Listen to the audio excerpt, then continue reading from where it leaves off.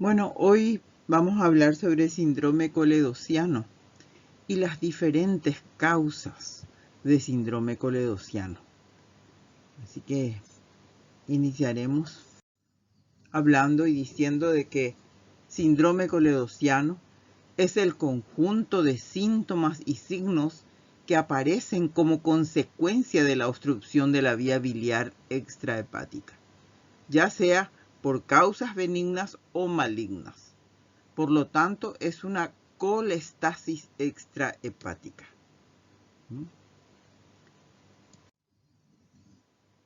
Las causas dividimos entonces en causas benignas y malignas y están en orden decreciente de acuerdo a su frecuencia. O sea, entre las benignas, las causas más frecuentes son las litiasis, y así entre las malignas, el cáncer de cabeza de páncreas. Y así vamos enumerando una cantidad de patologías que pueden ser causa del síndrome coledociano, ¿no? Entonces recuerden de que las causas de un síndrome coledociano pueden ser benignas o malignas. Y entre las más frecuentes son las de causas benignas, la litiasis, y de causas malignas, el CA de cabeza de páncreas. Y después nombraremos como benignas también la estenosis de la vía biliar, colangitis esclerosante primaria, tumores benignos, quistes del colédoco, disfunción del esfínter de Oddi, quiste hidatídico abierto a la vía biliar, acá en nuestro país sigue siendo muy poco frecuente. También la presencia de ascaris lumbricoides en la vía biliar principal. Y así. Entonces, después tenemos las causas malignas, CA de cabeza de páncreas como primera causa, la más frecuente. Luego está el cáncer de ampolla de Vater, cáncer de la vía biliar principal, de los hepáticos, el cáncer de vesícula y la compresión externa en cáncer por ganglios o linfomas. Causas de síndrome coledociano, entonces, por orden de frecuencia dijimos las litiasis, ¿verdad? Entonces, vamos a poner acá litiasis en primer lugar, que es una causa benigna. En segundo lugar, una causa maligna, que es el cáncer de cabeza de páncreas. Y en tercer lugar, el cáncer de vías biliares, ¿verdad? Y en cuarto lugar, las pancreatitis crónicas. Bueno, y acá solo para graficar las causas, las causas probables de un síndrome coledociano, ¿verdad?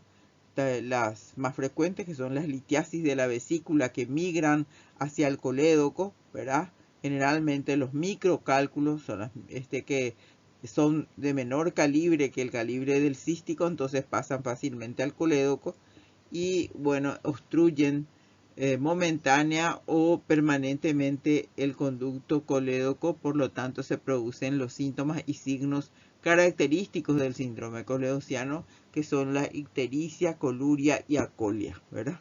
Que si se mantiene por un tiempito, ya saben, como todo conducto que está obstruido por la estasis, hacen que los gérmenes banales que normalmente no producen ningún problema, ninguna patología, resulta que aumentan su virulencia y entonces se producen las infecciones. Y la infección de la vía biliar principal se conoce como colangitis, ¿verdad? Y su manifestación clínica, que es un signo patognomónico que se presenta en el síndrome coledociano y es patognomónico de colangitis, es la fiebre con escalofríos, la fiebre palúdica. Se llama también porque el paludismo es una enfermedad clínica que realmente produce ese tipo de fiebre con escalofríos, con chucho, con castañeo de dientes. Y entonces se le llama fiebre palúdica también. Entonces la colangitis, ¿verdad?, se manifiesta por fiebre con escalofríos y es la llamada fiebre palúdica, o sea que fiebre bilioséptica de Chopard, así se le conoce, fiebre bilioséptica de Chopard. Su nombre dice todo, ¿verdad? Entonces, le da una manifestación de fiebre con escalofríos en el cuadro clínico. Ustedes ya pueden decir de que en un paciente ictérico que tiene este síntoma de fiebre con escalofríos, entonces está con una colangitis, una infección de la vía biliar principal. Luego tenemos acá pueden ver cómo está el páncreas, ¿verdad? En la cabeza del páncreas, cuando tiene una tumoración en la cabeza del páncreas, esta tumoración va apretando, englobando al colédoco, y entonces se va comprimiéndole, cerrando, apretando desde fuera, ¿verdad? Por fuera al colédoco, y por lo tanto aparecen los síntomas primero en forma prácticamente, digamos, solapada, insidiosa, sin dolor, ¿verdad? Simplemente va apareciendo la ictericia, ¿verdad? Y las manifestaciones como coluria, hipocolia primero y después ascolia franca, ¿verdad? Porque se obstruye totalmente. Y bueno, allí ya la ictericia va también progresiva en aumento y sin remisiones, porque no tiene remisiones, porque este tumor cada vez va siendo más grande, más comprime el colédoco, por lo tanto no tiene una ictericia intermitente como tiene, por ejemplo, la litiasis, que por momento está enclavada y no deja pasar completamente bilis hacia el duodeno, y que por momentos se desprende y empieza a fluctuar dentro del colédoco esa litiasis, y entonces con eso el paciente se blanquea, disminuyen todos los síntomas, desaparecen incluso y después vuelven a aparecer, ¿verdad? Por eso se llama ictericia intermitente a la que es producida por las litiasis. Y generalmente las de causa litiásica entonces debutan con dolor, o sea, un dolor intenso en epigastrio, ¿verdad? Y después de 24 a 48 horas, entonces aparece la ictericia, y generalmente se percatan todos los familiares, el mismo paciente, ¿verdad? De la aparición de cambios de color en la orina, cambios de coloración en la piel, y en fin, puede aparecer prurito. Y si luego se agrega entonces infección, entonces una colangitis, ¿verdad? Entonces se manifiesta por fiebre con escalofríos, la fiebre de tipo palúdica o fiebre bilioséptica de Chopard. Acá justamente vamos a insistir otra vez en las diferencias clínicas de un síndrome coleociano de origen litiásico o de origen neoplásico. ¿Cómo se presenta el cuadro clínico? Vemos que el cuadro clínico de un síndrome coleociano que es producida por el enclavamiento de un cálculo en el conducto colédoco se inicia con dolor en epigastrio e hipocondrio derecho. Debuta con dolor. Luego de 24 a 48 horas aparece la ictericia, que puede ser incluso intermitente, o sea, por momentos puede ser bastante notoria, y hay días en que hay momentos en el que disminuye, ¿verdad? O lo mismo la hipocolia, como les dije, es porque deja pasar un poco de bilis a los costados, siempre la litiasis, porque es multifacetada, por lo tanto no está totalmente obstruido el colédoco, hay un pequeño pasaje de bilis, entonces eso tiñe un poquitito las heces de un color amarillento, así como las heces de un bebé recién nacido, y se llama hipocolia. No llega entonces generalmente a la acolia. Y luego la coluria, ¿verdad? Que es a veces lo primero que se percata al paciente, porque el paciente, depende del color que tenga su váter, por ejemplo, le llama la atención antes o no el color de su orina, si es que se fija, ¿verdad?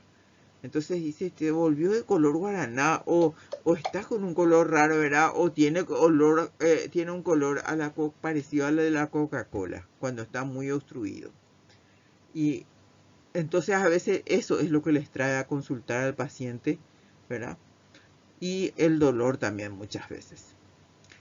La fiebre aparece generalmente, si pasa un tiempo, entonces se produce la infección por estasis del conducto biliar en el conducto biliar principal y aparece entonces la manifestación de fiebre con escalofríos de tipo palúdica, ¿verdad?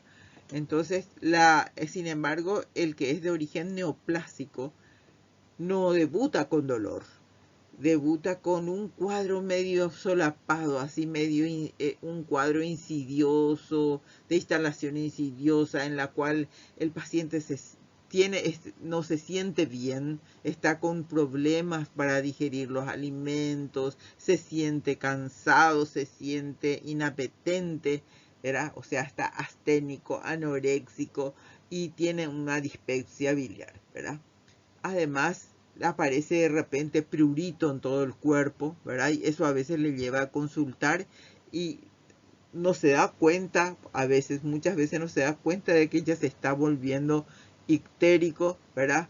O la ictericia luego desde luego no aparece enseguida, ¿no? Es como el litiásico que en 48 horas máximo va a estar amarillo, sino que el neoplásico se instala en forma lenta y progresiva. Entonces la ictericia aparece tardíamente.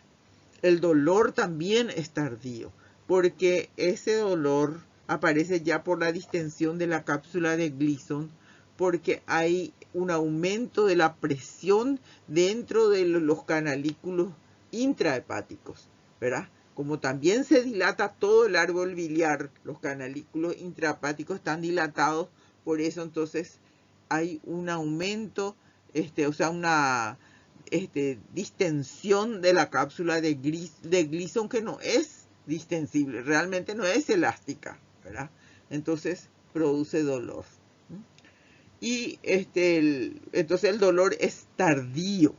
Y también la fiebre, ¿verdad? Aparece la fiebre una vez que por estasis se suma la infección. Y es la fiebre, entonces recuerden, es la fiebre con escalofríos. Muchas veces le preguntan al paciente, dígame una cosa, ¿usted tuvo fiebre, se sintió afebrado? Y él dice, no, fiebre no tuve. Pero si le insistís un poco y le decís, ¿y escalofríos no tuviste? Chucho no tuviste, porque se conoce como chucho más, el pueblo conoce así, ¿verdad? Entonces, ¿vos no tuviste chucho? Sí, tuve chucho, mucho frío, me castañaban los dientes. Realmente, ellos no asocian generalmente esta fiebre con escalofríos con la fiebre, ¿verdad? Sino que dicen, tuve chucho, tuve mucho frío, ¿verdad? Entonces, esa fiebre con escalofríos de tipo palúdica, que es conocida como fiebre bilioséptica de Chopard, ese tipo de fiebre es patognomónico de colangitis. O sea, colangitis es la infección de la vía biliar principal. Entonces, la infección de la vía biliar principal se manifiesta por fiebre con escalofríos, que se llama fiebre bilioséptica de Chopard. Acá una triada característica del síndrome coledossiano, ictericia que primero se evidencia generalmente en la esclerótica, ¿verdad? A veces cuando todavía está empezando recién la ictericia, nosotros si tenemos buena luz nos puede llamar la atención la coloración amarillenta de las escleróticas, ¿verdad? Ahí vamos a buscar en caso de que decimos, este paciente está medio amarillito. Entonces, ¿cómo hacemos semiológicamente para comprobar si las escleróticas están teñidas realmente de amarillo? Entonces le hacemos mirar hacia arriba al paciente y con el dedo pulgar bajamos bajamos ¿cómo se llama? Los párpados inferiores, ¿verdad? Entonces bajamos un poco con los párpados inferiores y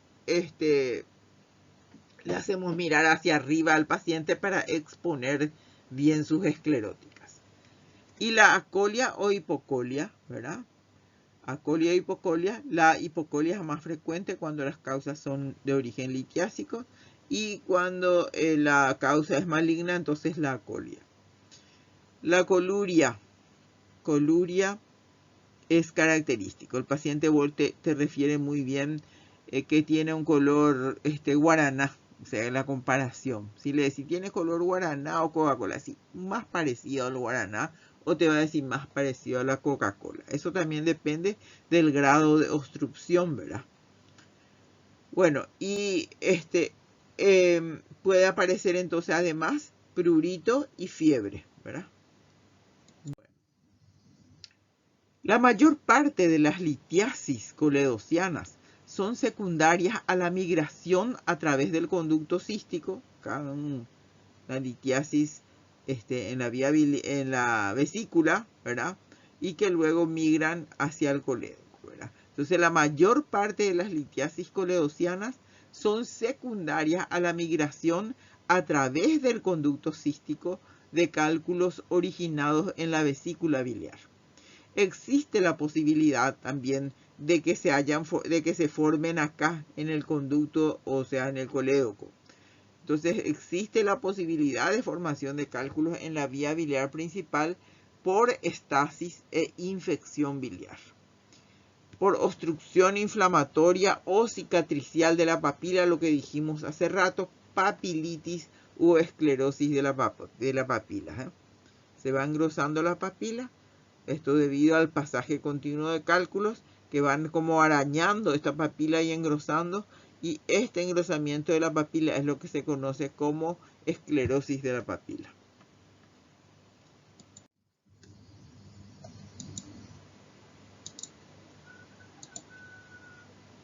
Bueno, esto es solamente para recalcarles otra vez. Los cálculos menores de 3 milímetros pueden pasar al duodeno sin producir síntomas. La migración repetida de los microcálculos a través de la papila produce un proceso inflamatorio crónico conocido como papilitis crónica. Esta migración frecuente de microlitiasis produce un trauma y edema de papila con obstrucción temporaria del Wirsung, lo que suele ser causa entonces de pancreatitis aguda. Recuerden entonces que la causa también más frecuente de pancreatitis aguda es la litiasis coledociana.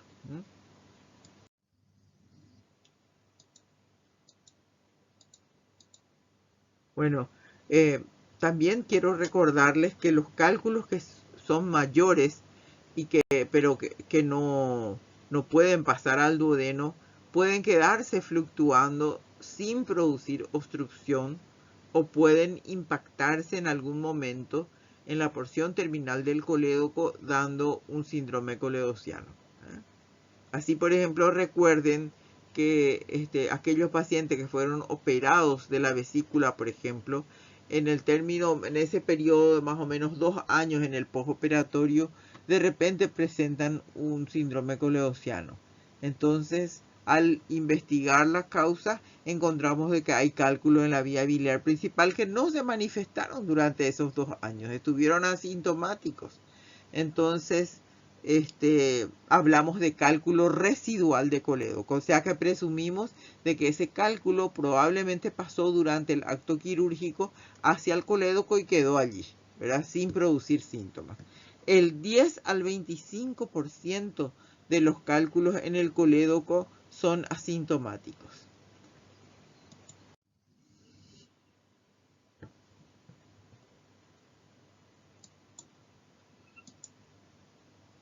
Bueno, el cuadro clínico entonces de la coledocolitiasis es primero dolor de tipo cólico en epigastrio e hipocondrio derecho, acompañado de náuseas y vómitos.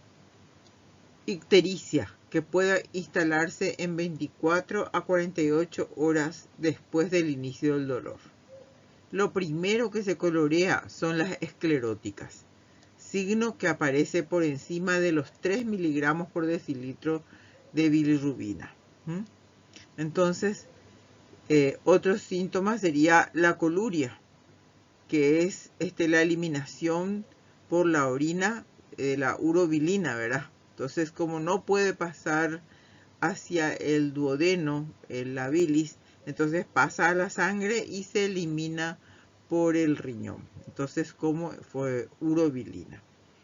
Y la acolia o hipocolia, que se manifiesta porque justamente no se pueden teñir las heces o se tiñen poquito por la escasa cantidad de bilis que pasa por los costaditos de la litiasis, ¿verdad? Como la litiasis generalmente es multifacetada, entonces por uno de los costaditos pasa un poquitito de bilis que tiñe a la materia fecal de color amarillento.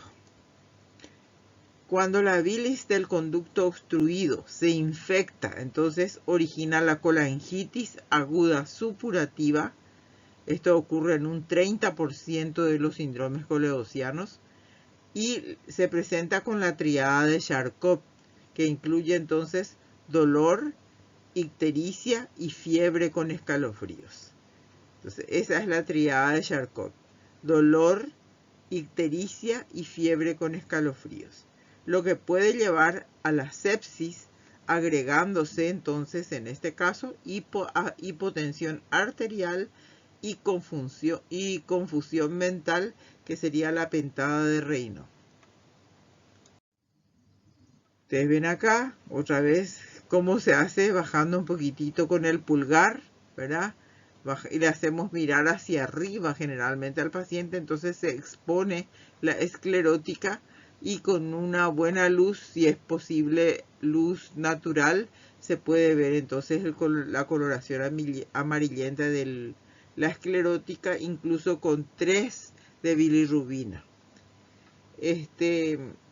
Acá también en la piel amarillenta se puede comparar con la piel de 1, pero con buena luz entonces se puede identificar bien. Pero el primer síntoma que el paciente se percata generalmente no es la ictericia. La ictericia ya después los familiares le refieren al paciente, le dice que pero vos estás todo amarillento. Entonces ahí recién se da cuenta a veces. Acá lo que les llama la atención primero al paciente es que su orina cambia de color, se vuelve de un color medio amarronado, claro, que es tipo guaraná, o cuando más cerrado esté el conducto y lleve más tiempo, entonces se va convirtiendo en coluria, con un color de la Coca-Cola. Acá las heces de color blanquecino, prácticamente blanco grisáceo, que es la colia. Completamente no se tiñen las heces. Y el prurito también aparece por impregnación de la bilis en la piel.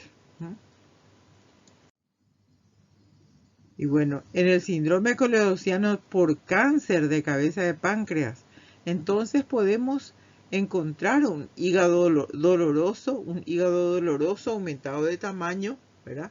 Y podemos también palpar la vesícula, ¿verdad? Que sería el signo de Courvoisier-Terrier. En un paciente entonces con ictericia, en la que se palpa una tumoración acá por debajo del hígado, en hipocondrio derecho, que es móvil, que tiene una forma redondeada, ¿verdad? Y que generalmente no es dolorosa y el paciente está ictérico, entonces nos damos cuenta de que es la vesícula la que estamos palpando, es el signo de Courvoisier-Terrier que se ve entonces en el que se encuentra generalmente cuando hay un cáncer de cabeza de páncreas, ¿verdad?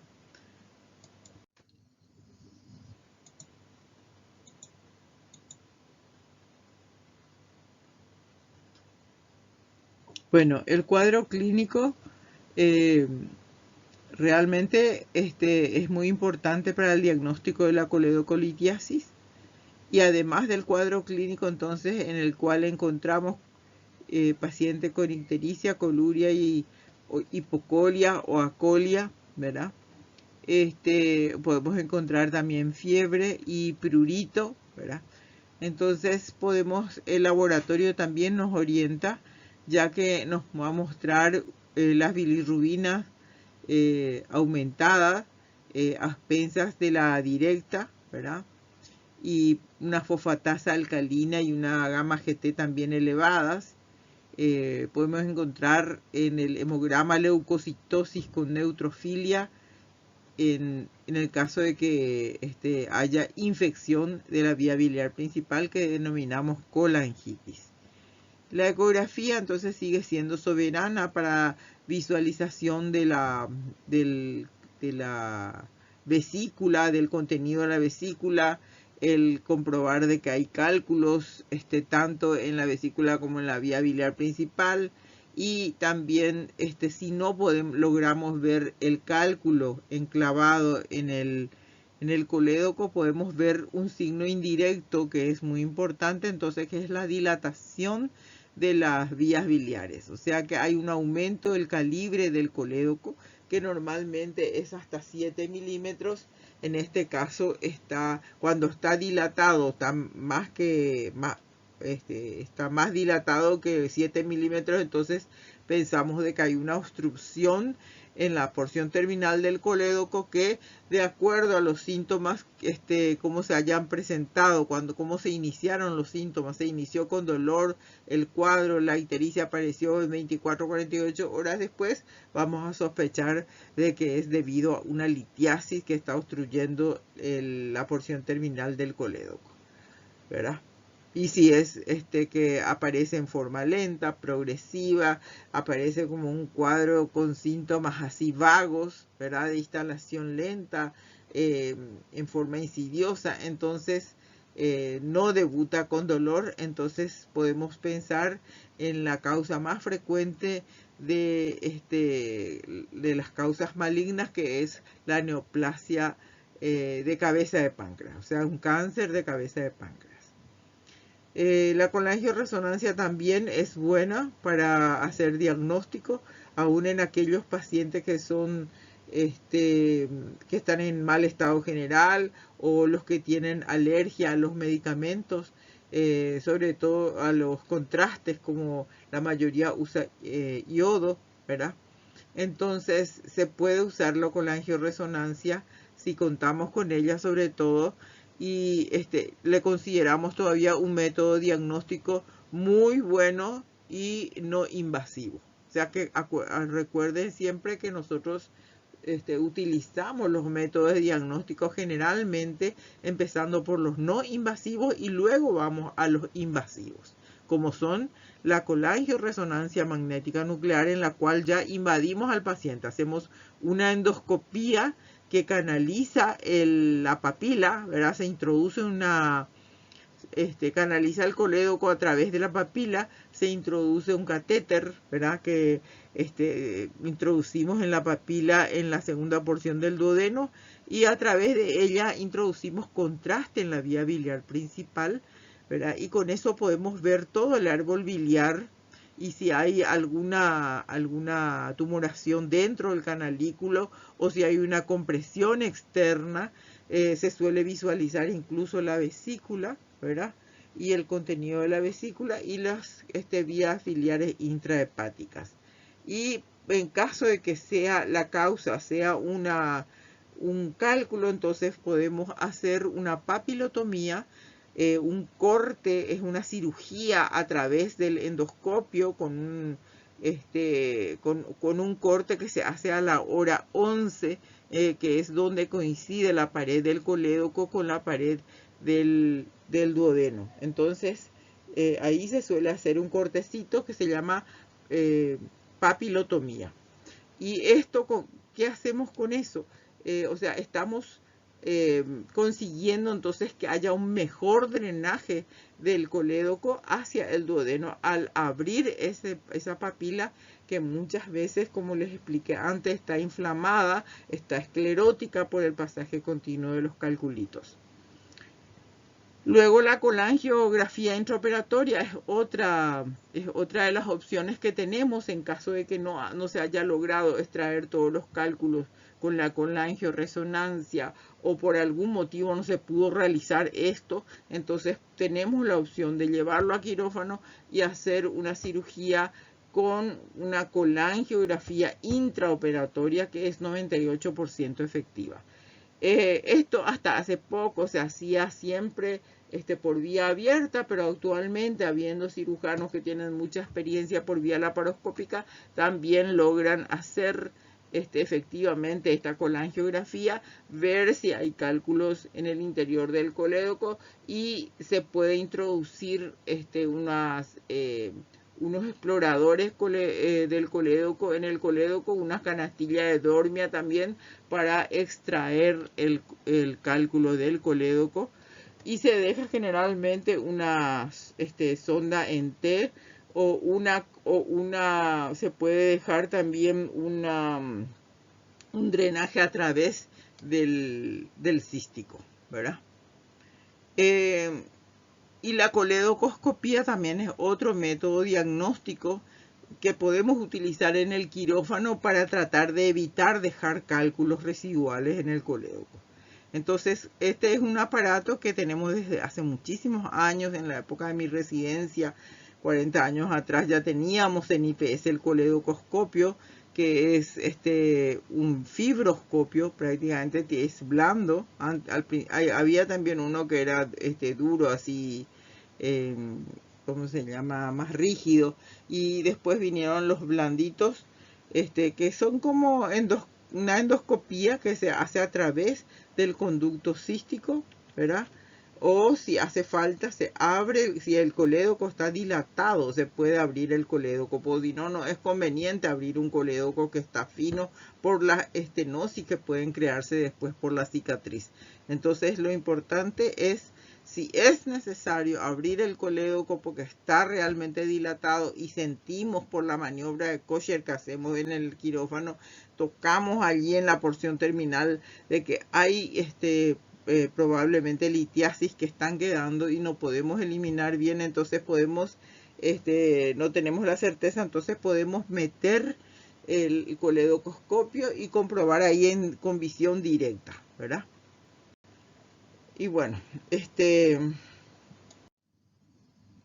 el diagnóstico por imágenes, también hay que recordar que hoy en día tenemos la ecografía endoscópica, ¿verdad? Una ecografía endoscópica permite diferenciar si la vía está dilatada. Acá ustedes ven el colédoco, ¿verdad? El colédoco. Y podemos ver que incluso en el colédoco acá se ve un cálculo, ¿verdad? Un cálculo que tiene sombra sónica posterior, ¿eh? Entonces sabemos que es una litiasis, no es una burbuja simplemente. Esto se ve acá, entonces el colédoco dilatado, y acá en el colédoco se observa una imagen que es ecorrefringente y tiene sombra sónica posterior. Esto es una ecografía endoscópica, ¿verdad? Y se puede ver entonces todo el colédoco, y también podemos ver las características de la vesícula con la econdoscopía. Inclusive se puede ver, como les digo, la presencia de litiasis. La tomografía axial computarizada tiene una mayor sensibilidad que la ecografía, pero no se usa por razones de costo-beneficio generalmente. Se indica ante sospecha de obstrucción de tipo neoplásica. Entonces aprovechamos en todo caso para utilizar cuando tenemos sospecha de que la causa sea una neoplasia.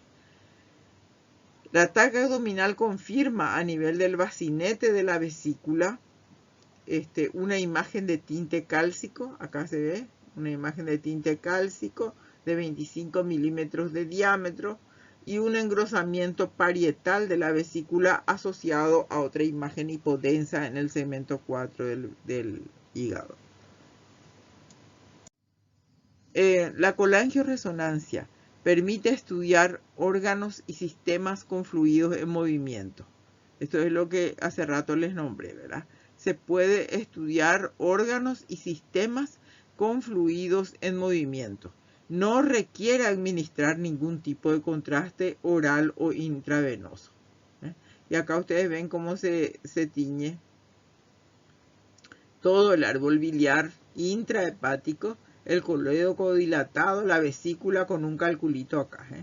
Acá también vemos la vesícula, vemos el árbol biliar intrahepático, y vemos acá todo el colédoco dilatado, y en el extremo del colédoco vemos una amputación así brusca como una imagen en copa de champán. Se nota que hay un cálculo ahí. Acá también se ven cálculos en el interior del conducto, y acá tenemos a mayor aumento cómo se tiñe en una colangioresonancia. Se tiñe muy bien toda la vesícula, se ve en su interior cálculo, un cálculo enorme, otros medianos, ¿verdad? Se ve toda la vía biliar teñida, incluso el duodeno acá. Se ve los hepáticos, derecho e izquierdo, el colédoco bastante dilatado, y un cálculo acá en su interior que está fluctuando, y otro que está impactado en la porción terminal del colédoco. Tiene una imagen de copa de champán invertida. La colangiopancreatografía retrograda endoscópica es una técnica invasiva que permite realizar diagnóstico y tratamiento de litiasis coledoasiana. A través del endoscopio se llega hasta el duodeno. Una vez allí se penetra la ampolla de Vater y se ingresa a la vía biliar. Se visualizan los cálculos, se puede extraerlos, aunque no en todos los casos, y tiene mayor seguridad cuando la vía biliar está dilatada, ya que hay menos riesgo de perforación. Esta es una colangiopancreatografía retrograda endoscópica, que se abrevia así. Ustedes dicen CEPRE. Traten de utilizar todo el nombre generalmente. Encima que queda mejor, es más correcto. Y bueno, acá ven ustedes, este es el endoscopio. Acá a través de este endoscopio se introduce un catéter en la papila, en la segunda porción del duodeno. Se introduce y allí se inyecta contraste que tiñe toda la vía biliar, ¿verdad? El hepático derecho, izquierdo. Ven ustedes los cálculos acá adentro. Por más de que hay mucho contraste, se puede ver las imágenes de cálculo acá. Ven cálculos. Y bueno, se tiñe todo el colédoco. Se puede ver la dilatación del colédoco y los cálculos en su interior. Por ejemplo, es un quiste de colédoco con panlitiasis coledociana. Se hace una colangiopancreatografía retrógrada y se detecta un paciente que estuvo en el puesto 3 de cirugía internado durante un tiempo, en donde le estuvieron haciendo los estudios, y se comprobó esto que ven ustedes, un gran quiste de colédoco con cálculos enormes, ¿verdad? Y también en los hepáticos, mirá, y en los canalículos intrahepáticos que están súper dilatados. El paciente presentaba múltiples litiasis, de todos los tamaños. Acá un poco más grandes, estos son un poco más pequeños, pero tampoco son tan pequeños. Y ven ustedes una enorme dilatación de todo el árbol biliar. El paciente no tenía muchos síntomas. El paciente estuvo mucho tiempo, se ve que con toda esta afección y sin síntomas. La colangiografía transcístico se hace por CBL, ¿verdad? Ustedes ven acá cómo está clipado el cístico, y por debajo del cístico, entonces a través de una aguja se hace pasar un catéter, ¿verdad? Se punciona con una aguja por debajo del clip, y allí se inyecta contraste y se tiñe toda la vía biliar. Esto es para observar si realmente no quedan cálculos residuales, ¿verdad? Entonces acá ven ustedes el catéter que se introduce a través de la aguja, que acá se punzó, y ahí se inyecta el catéter. Después de eso se vuelve a pinzar acá y se deja. Entonces, o podemos dejar, si tenemos algún deseo de volver a hacer otro estudio posterior en el postoperatorio, entonces podemos dejar en el cístico esto. Pero, o si no, se clipa o se liga acá y se acabó el problema. Nos quedamos con la seguridad de que no quedaron cálculos en el colédoco. Esta también es una colangio intraoperatoria que se hizo por vía abierta, Y acá vemos como hay una gran dilatación del colédoco, enormemente dilatado, y el cálculo acá en copa de champán invertida es la imagen que se ve. Está enclavado este gran cálculo en el tercio inferior del colédoco. Ven ustedes, todo el árbol biliar entonces está teñido y realmente está dilatado el árbol biliar y el cálculo está bien visible allí. El diagnóstico se realiza siguiendo los siguientes pasos: la ecografía hepatobilión pancreática, luego colangio-resonancia magnética nuclear, que permite de manera no cruenta la observación de la región retropancreática y establecer el diagnóstico definitivo, ¿verdad? En el caso de que dudemos de que la causa sea litiásica, ¿verdad? Desde luego recurrimos entonces a la colangiopancreatografía, que nos va a permitir ver la tumoración si asienta en el páncreas o si hay ganglios que están detrás del páncreas que son los causantes de la compresión del colédoco. Y así establecemos entonces el diagnóstico definitivo. La colangiopancreatografía retrograda endoscópica, finalmente, entonces, que ya es más invasiva, o cirugía.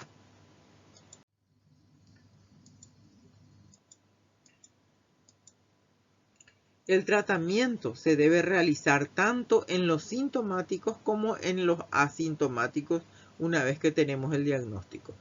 Entonces, con eso evitamos las complicaciones que pueden ser pancreatitis, colangitis y la obstrucción.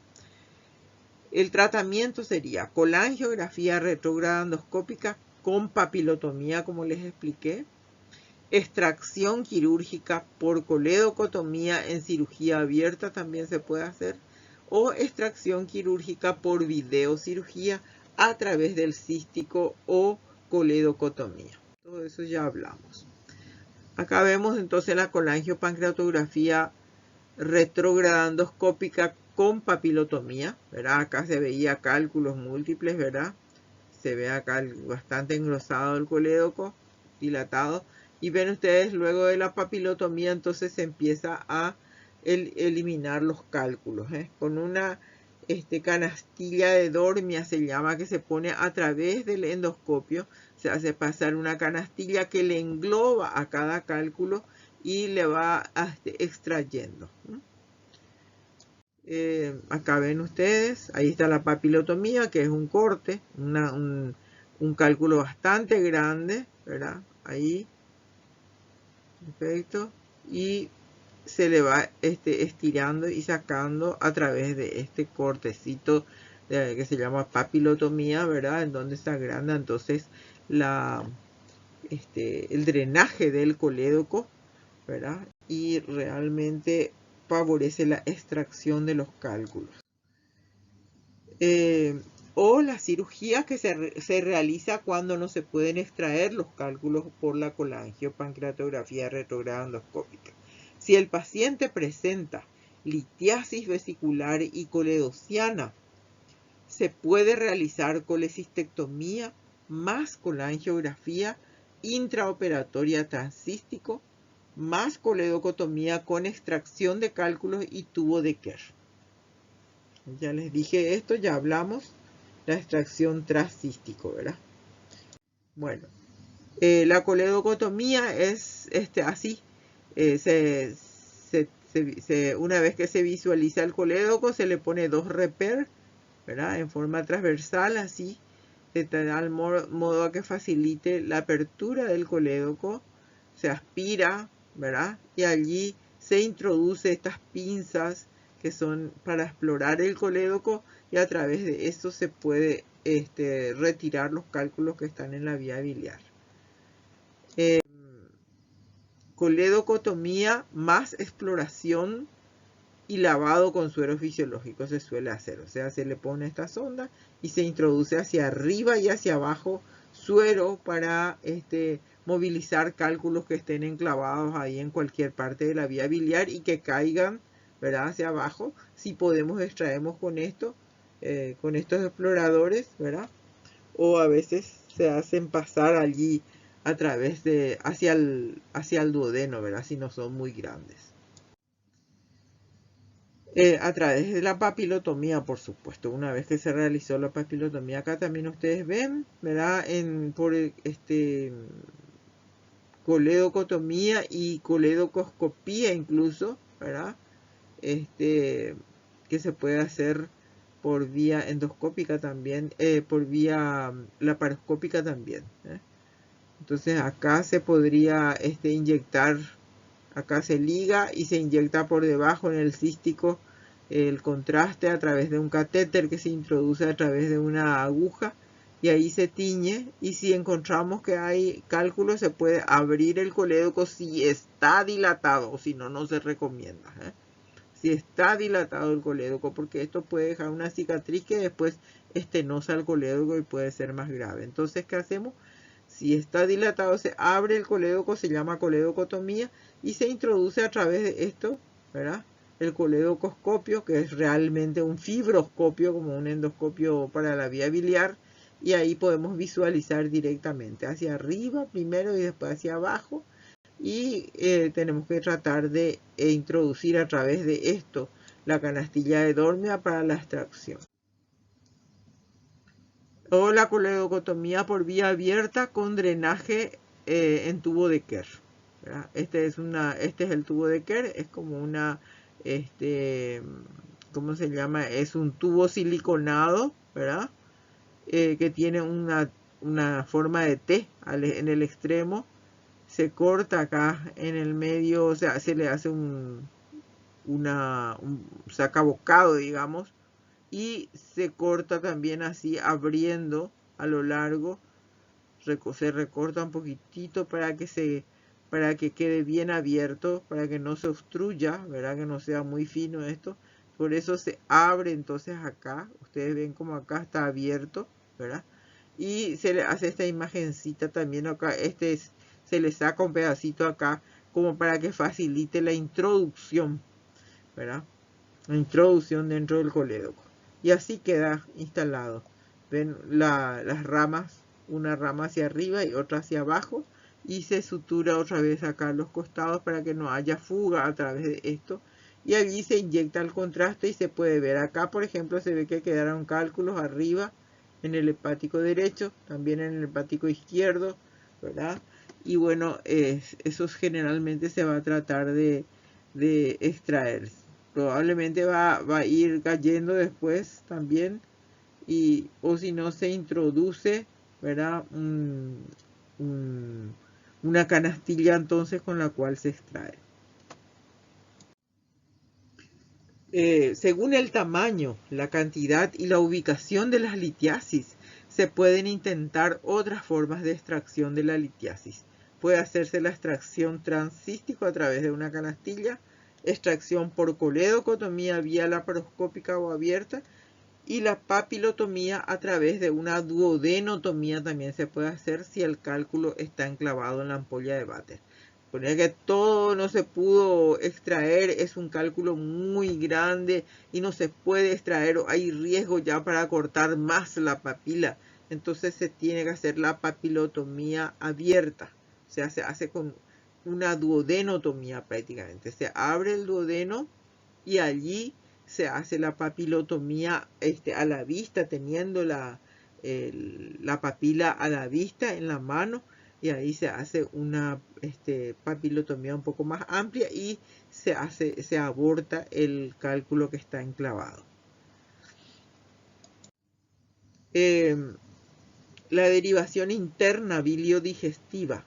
Se debe realizar esta derivación interna cuando el colédoco está muy dilatado e hipotónico, porque ya no va a recuperar esos colédocos que estaban muy dilatados, mayores a 2 centímetros, o sea 20 milímetros. Eso ya generalmente, una vez que pasa la obstrucción, recupera un poquito el tonismo. Generalmente con el tiempo va quedando normal, ¿verdad? El colédoco, pero cuando está muy dilatado, como en los casos en que están mayores a 2 centímetros, queda un colédoco hipotónico que, si no se hace una derivación, ya sea al duodeno o al yeyuno, como se hace acá en el gráfico, ¿verdad?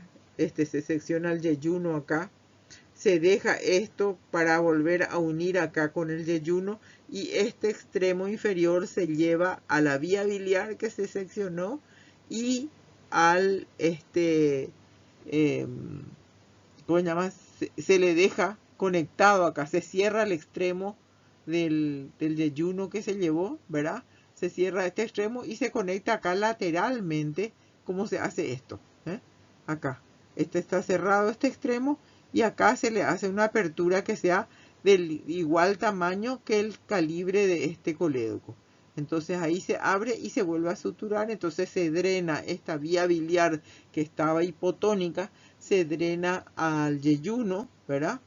Y el yeyuno se vuelve a unir con el yeyuno acá, se vuelve a anastomosar, y esto es lo que se llama I de Rux, la I de Yolanda, ¿verdad? I de Rux. Por eso se llama derivación colédoco-yeyunostomía en I de Rux. Y esta es la que se hace a duodeno directamente de la vía biliar dilatada, se le abre un orificio, ahí se le corta transversalmente, y acá también en el duodeno, y esta es muy fácil de realizar porque están luego pegaditos uno con otro, y por supuesto entonces acá se abre se hace la misma apertura y se hace la sutura de los bordes acá, directamente al duodeno, ¿verdad? Se hace la derivación al duodeno, pero esto tiene la dificultad de que no se puede hacer en personas jóvenes que tienen una expectativa de vida larga. ¿Por qué? Porque esto con el tiempo puede ser como está, va a producir reflujo de bilis hacia el estómago. Puede producir entonces una gastritis,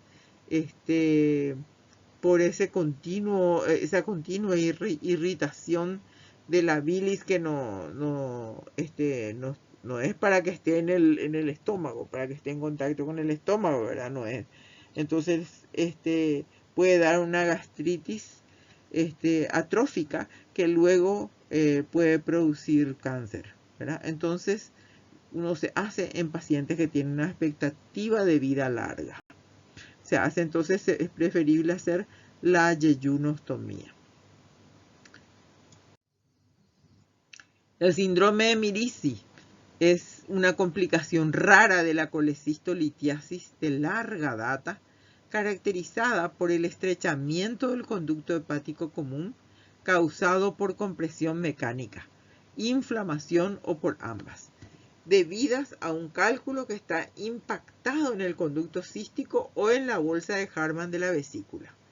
Con el advenimiento de la colangiopancreatografía endoscópica retrógrada, la clasificación del síndrome de Mirice se redujo a dos tipos básicos. Bueno, entonces actualmente se trata de simplificar, ¿verdad? Y la explicación de lo que es un síndrome de Mirici, y quedaron descritos solamente dos tipos de síndrome de Mirici. Uno que está limitado a la compresión externa del conducto hepático común por un cálculo que está impactado en el conducto cístico, ¿verdad?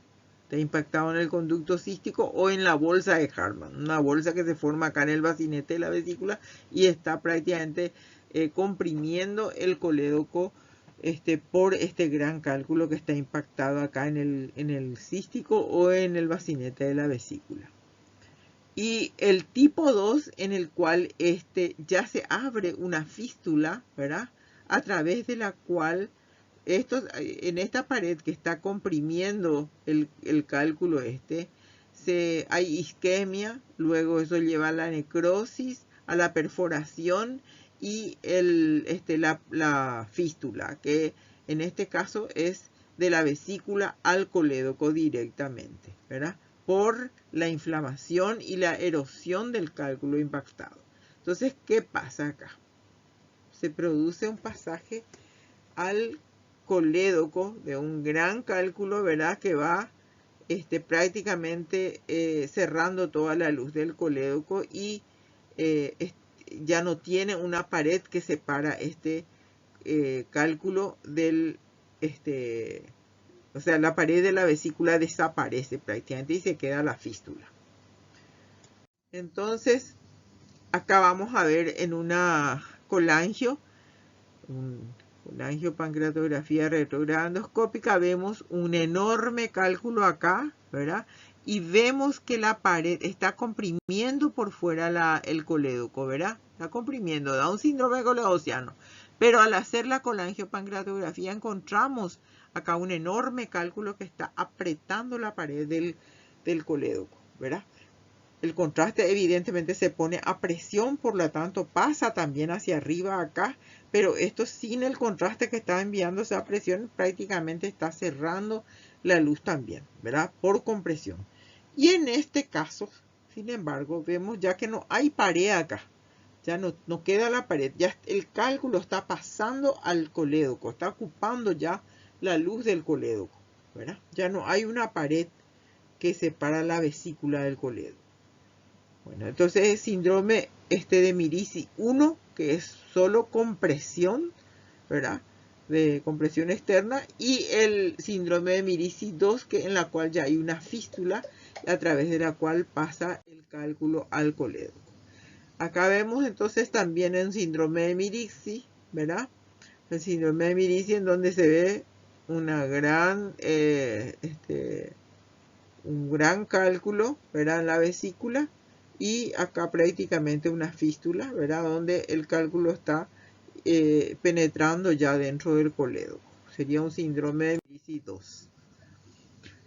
Se nombran también otras causas benignas de síndrome coledociano, como serían los ascaris lumbricoides, que en nuestro país ustedes saben que la parasitosis es todo un tema.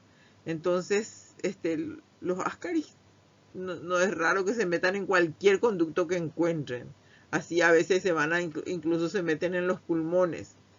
Y acá ya ven, está ocupando la luz del colédoco, se puede visualizar el ascaris. O puede ser un quiste hidatídico, ¿verdad? Que es enorme y está comprimiendo la vía biliar o en el hígado. Y la extracción acá es como se va extrayendo el cálculo, el ascaris quiero decir, del colédoco. Acá. Van sacando el ascaris del colédoco. Extraen igual que cualquier otra cosa que se encuentre allí, ya sea cálculo o lo que sea, a través de una colangio.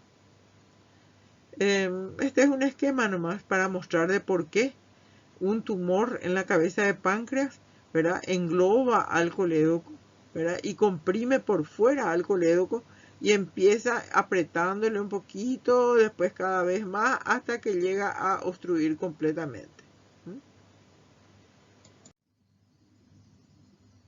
Cabeza de páncreas, acá, la situación del páncreas.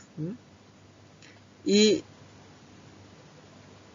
de inicio, lo característico entonces que sea un síndrome coledociano de inicio insidioso, con síntomas inespecíficos del tipo de dispepsia, astenia, anorexia y pérdida de peso.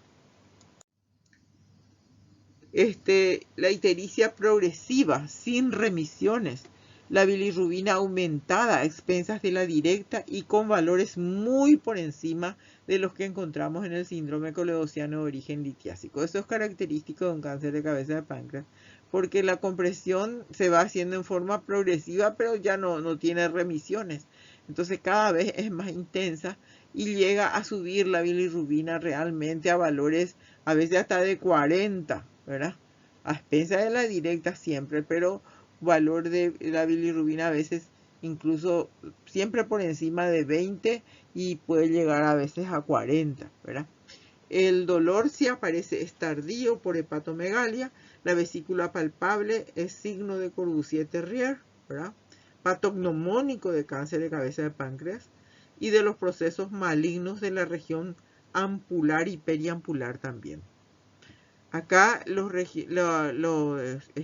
ampulomas, entonces, recuerden que suele también producir síndrome coledociano, ¿verdad? Pero a veces no eleva tanto la bilirrubina porque esto a veces se necrosa el tumor y deja caer un poquitito de tumor y a través de esa necrosis se pierde un poco de bilis, entonces el paciente a veces también hace una ictericia intermitente, ¿verdad? Por eso a veces no está tan ictérico, porque se va necrosando el tumor y eliminando así tejido, ¿verdad? Y entonces deja pasar allí un poco de bilis hacia el duodeno. Podemos encontrar ascitis, sobre todo en los casos avanzados. Indica también eso, si hay ascitis, sospechamos de que ya hay una siembra peritoneal y que va a ser irresecable.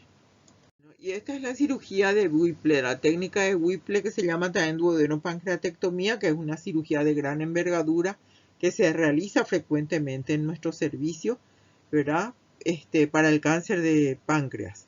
Y acá vemos de que en todo lo que está en gris se va a eliminar. O sea, se corta la cabeza del páncreas, se extrae una parte del colédoco, la vesícula, ¿verdad? El duodeno hasta el ángulo de Treis prácticamente, y incluso se secciona, no queda así realmente, queda acá seccionado el estómago, porque se saca el antro, ¿verdad? Y luego todo esto se va a, se trae el yeyuno, ¿verdad? Vieron que acá se seccionó hasta el ángulo de Treis. Y este yeyuno que quedó acá distal es el que se lleva arriba y se une acá entonces primero a lo que sobra del páncreas. O sea que el páncreas, el cuerpo de páncreas y la cola de páncreas se anastomosan con esta asa yeyunal y entonces drena el contenido del páncreas directamente en el yeyuno acá. Acá se hace una apertura de este mismo yeyuno para que se comunique, o sea, se hace una anastomosis con el colédoco. Por lo tanto, la bilis va a drenar directamente en esta asa yeyunal y el estómago que sobró también, el estómago, el resto del estómago también se hace una abertura acorde a la que tenemos acá y se sutura entonces directamente al yeyuno. Esa es la duodenopancreatectomía por la técnica de Whipple. Y bueno, y cuando tenemos un síndrome coleociano, franco, también con todas las características de lo que tiene el síndrome coleociano, pero hacemos una ecografía y vemos que el colédoco está finito, está normal, y sin embargo el paciente está ictérico, francamente ictérico, y tiene síntomas además como pérdida de peso y todo lo que se produce, además del síndrome coledociano, lo que se produce cuando hay una tumoración que está consumiendo muchas calorías, ¿verdad? Entonces, tenemos que pensar en el tumor de Klatskin. Este tumor es un colangiocarcinoma que se forma, generalmente aparece acá en la unión de los hepáticos derecho e izquierdo, ahí. Entonces, estos son realmente constituyen el 10% de todos los tumores hepatobiliares. Entonces, en estos casos tenemos que pensar en un Klatskin, tumor de Klatskin. Y este tumor de Klatskin se divide en 4 tipos, ¿verdad? Y el segundo se divide realmente en 2, en A y B. El tipo 4 también se divide en A y B. O sea que son diferentes formas, o sea, de acuerdo al lugar en donde asienta dentro de este árbol biliar, dentro de acá cerca del hepático, se hace la clasificación. Esto no es tan necesario que ustedes aprendan luego el lujo de detalle, solo que tienen que pensar en un tumor de Klatskin también como causa de un síndrome coleociano y que constituye el 10% de todos los tumores hepatobiliares. Y acá entonces el tipo 1 sería el que aparece acá por debajo de la confluencia, tipo 1. El tipo 2, el tumor alcanza la confluencia, o sea, acá hay un poquitito hepático común que está libre. Sin embargo, en este ya está prácticamente llega hasta donde confluyen el hepático derecho e izquierdo. El tipo 3, los tumores de oclusión del conducto hepático común, ya está prácticamente ocluido el hepático común y el lado derecho o el lado izquierdo, o este, está del lado izquierdo o el lado derecho ya obstruye, ¿verdad? Entonces, ese es el tipo 3 y el tipo 4 sería los que son multicéntricos, o sea que implican, están afectando a la confluencia y tanto a la derecha o izquierda del conducto hepático izquierdo también, ¿ves? En diferentes lugares, se llama multicéntrico. Bueno, es de tratamiento difícil por su localización. Tumor de Klatskin de 3A, dice. Abdomen preoperatorio y abdomen postoperatorio. Preoperatorio y postoperatorio. Hepatectomía derecha ampliada al caudado. Difícil de ver esto para que entiendan, pero acá muestra la pieza quirúrgica resecada. Entonces, esta es una cirugía también difícil, es ya muy de para los cirujanos. Y bueno, acá terminó entonces lo que quería decirles sobre las diferentes causas de síndrome coledociano que tenemos que tener en cuenta como etiología, ¿verdad? Y cómo vamos a diferenciar uno de otro, generalmente por la historia clínica, ¿verdad? Que ya nos da datos, y luego los métodos auxiliares de diagnóstico, empezando con la ecografía, ¿no? Bueno, ya hablamos suficiente. Por hoy les dejo entonces. Un abrazo a todos.